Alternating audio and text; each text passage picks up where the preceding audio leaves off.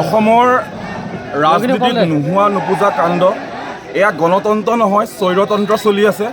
আজি সংবাদ মাধ্যমৰ চতুৰ্থ স্তম্ভৰ ওপৰত ঐতিহ্যমণ্ডিত নগাঁৱৰ চামুগুৰি এই বিধানসভাৰ উপ নিৰ্বাচনত সাংবাদিকৰ ওপৰত যি যেনেধৰণৰ ৰাজনৈতিক গইনালৈ যি গণনিগ্ৰহৰ ঘটনা সংঘটিত হৈছে, আমি আম আদমি পাৰ্টি অসমে তীব্ৰভাৱে গৰিহণা দিছোঁ।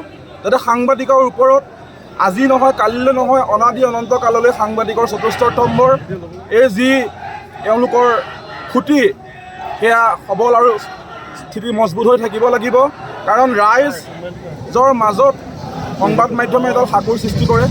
সেই সাঁকোৰডাল যদি ভাঙাৰ কোনোবাই বিনষ্ট কৰে তেনে ৰাজনৈতিক দলৰ কিন্তু ৰাইজৰ সেৱা কৰাৰ কোনো যোগ্যতা তেওঁলোকে হেৰুৱাইছে। গতিকে ৰাইজৰ আস্থা আৰু বিশ্বাস জন্মাব পৰা কোনো ৰাজনৈতিক দল বৰ্তমান সময়ত বিকল্প হিচাপে নাই, কেৱল আম আদমি পাৰ্টিৰ বিপক্ষে।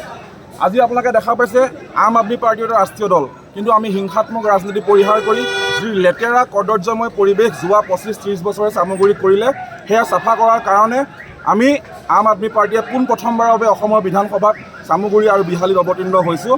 আমি ইয়াৰ পৰা এটাই বাৰ্তা দিব বিচাৰিছোঁ, এনেকুৱা ধৰণৰ হত্যা হিংসা এনেধৰণৰ গণনিগ্ৰহ লাগেনে, গাড়ী ভঙা ৰাজনীতি লাগেনে, পইচা দলীয় ৰাজনীতি লাগেনে, নে শিক্ষা স্বাস্থ্য বিজুলী আজি যাতায়াতৰ পৰা সকলো মানুহৰ সুৰক্ষাৰ ৰাজনীতি লাগে?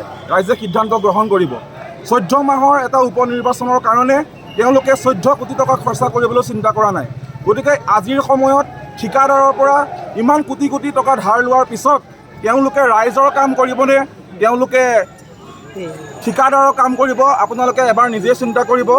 আজিৰ তাৰিখত তেওঁলোকে যদি কোটি কোটি টকা খৰচা কৰি এনেধৰণৰ গণনিগ্ৰহৰ ঘটনা সংঘটিত কৰিছে, মানে চামুগুৰি ৰাইজ অসুৰক্ষিত, চামুগুৰি জনতা অসুৰক্ষিত।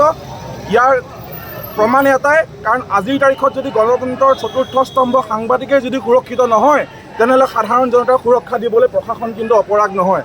প্ৰশাসন আজি কাৰ আঙুলিৰ মূৰত নাচিছে আমি নাজানো, কিন্তু এনে ঘটনা পুনৰাবৃত্তি নহ'বলৈ আম আদমি পাৰ্টীয়ে কিন্তু তীব্ৰভাৱে চৰকাৰক আহ্বান জনাইছোঁ। কিন্তু নিৰ্বাচন হোৱা নাই, কিন্তু দেখিবলৈ পোৱা গৈছে হিংসাত্মক ঘটনা সংঘটিত হৈছে।